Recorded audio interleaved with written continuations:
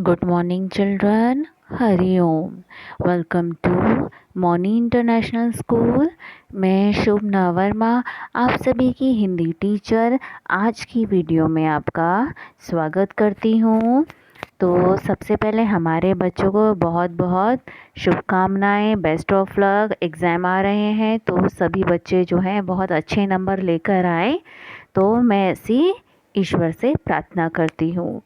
तो चलिए, हमारा अभी हिंदी का एग्ज़ाम भी आने वाला है और हमें सभी बच्चों को बहुत अच्छे से तैयारी करनी है ताकि हमारे बहुत अच्छे मार्क्स आए। तो इसीलिए आज हम रिवीज़न करेंगे, है ना।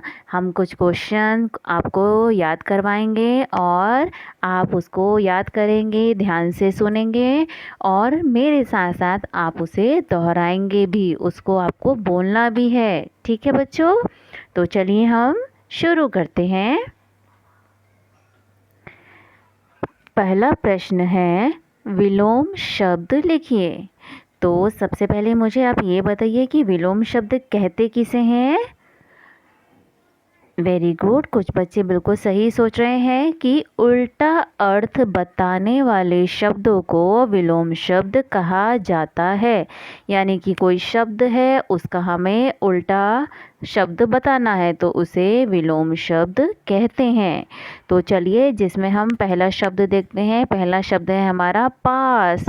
तो बच्चों, कोई चीज़ हमें पास दिखाई देती है तो कोई चीज़ हमें दूर दिखाई देती है। तो पास का उल्टा अर्थ क्या हो गया? दूर। यानी कि पास का विलोम शब्द होता है दूर। तो इसी तरह से हम और शब्द भी दोहराएंगे। मेरे साथ साथ आप सभी बच्चे बोलेंगे, दोहराएंगे, ठीक है। तो दूसरा है शब्द ज़्यादा। ज़्यादा का होता है कम, ज़्यादा, कम। खुशबू, बदबू, खुशबू, बदबू। नीचे, ऊपर, नीचे, ऊपर। प्रिय, अप्रिय। देखिए बच्चों, ये बहुत आसान है। प्रिय और अप्रिय, इसमें हमें क्या लगा देना है? सिर्फ आ लगाने से ये इसका जो अर्थ है वो उल्टा हो जाएगा, यानी कि यह विलोम शब्द बन जाएगा। तो प्रिय, अप्रिय। गांव, शहर, गांव, शहर। प्रसन्न, अप्रसन्न। तो देखिए बच्चों, इस शब्द को भी प्रसन्न यानी कि जब हम बहुत खुश होते हैं, और अप्रसन्न यानी कि जब हम खुश नहीं होते, उसे अप्रसन्न बोलते हैं।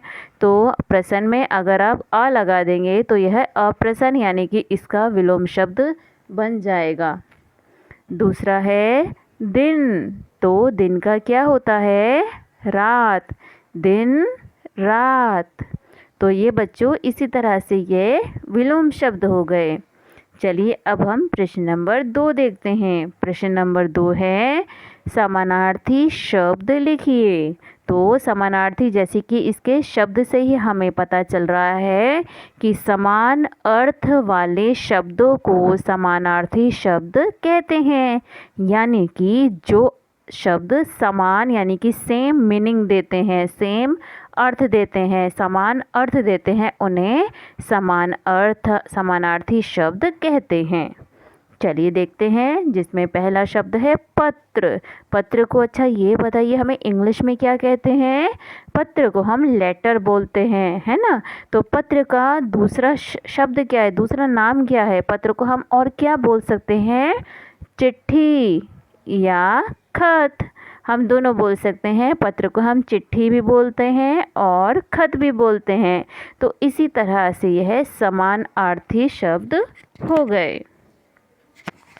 चलिए अगला शब्द देखते हैं, आनंद। आनंद बेटा होता है जब हमें खुशी होती है, हमें प्रसन्नता होती है। तो इसी तरह से आनंद का समानार्थी शब्द हो गया खुशी और प्रसन्नता। समानार्थी शब्द यानी कि ये समान अर्थ है, सेम मीनिंग है इन सब का। अगला शब्द है गांव। गांव को हम ग्राम भी बोलते हैं और बस्ती भी बोलते हैं। तो गांव का समानार्थ क्या हो गया? ग्राम और बस्ती। अगला शब्द है माता। तो माता को हम क्या बोलते हैं? माँ भी बोल सकते हैं और जननी भी बोल सकते हैं। तो माता का समानार्थी शब्द क्या है? माँ और जननी। अगला शब्द है दिन। तो दिन का समानार्थी शब्द है दिवस। दिन, दिवस। शाम, संध्या। शाम, संध्या। सरोवर। सरोवर को बच्चों हम तालाब भी कहते हैं। तो सरोवर का समानार्थी शब्द है तालाब। फूल। तो फूल को हम क्या कहते हैं? पुष्प भी कहते हैं। तो फूल, पुष्प। तो बच्चों, आपको यह समानार्थी शब्द सभी बच्चों को समझ में आ गए होंगे। मैं ऐसी उम्मीद करती हूँ, क्योंकि हमारे प्यारे बच्चे बहुत ही होशियार हैं, बहुत ही ध्यान से याद करते हैं। तो इसी तरह आपको यह भी बहुत अच्छे से लर्न करना है, याद करना है। ठीक है बच्चों, हमारे एग्ज़ाम्स में हमारे प्यारे बच्चे बहुत अच्छे नंबर लेकर आएंगे। चलिए अब हम प्रश्न नंबर 3 देखते हैं। प्रश्न नंबर 3 है वचन बदलिए। यानी कि हमें एक वचन से बहुवचन करना है, और यदि अगर बहुवचन लिखा है तो बहुवचन से एक वचन करना है। चलिए वचन देखते हैं।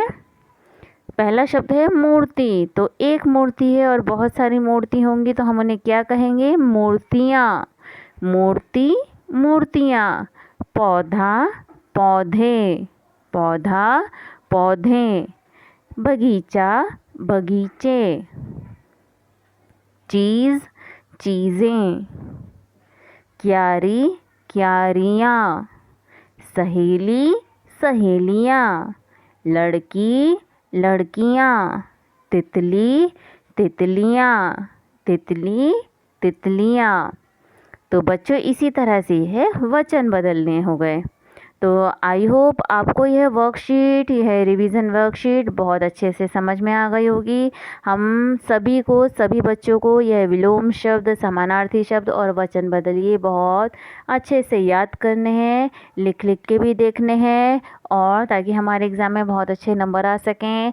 आपको बहुत अच्छे से याद करना है। अपने पेरेंट्स को फिर ये सुना के भी दिखाना है ना।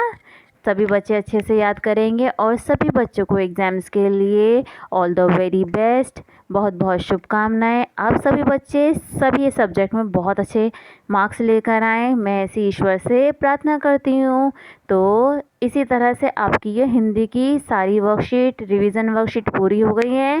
आपको सभी बच्चों को बहुत अच्छे से याद करना है, और अगली वीडियो में मैं आपको कुछ और वर्कशीट के साथ वीडियो लेकर आऊँगी। तो तब तक के लिए thank you, bye bye, have a nice day and all the very best.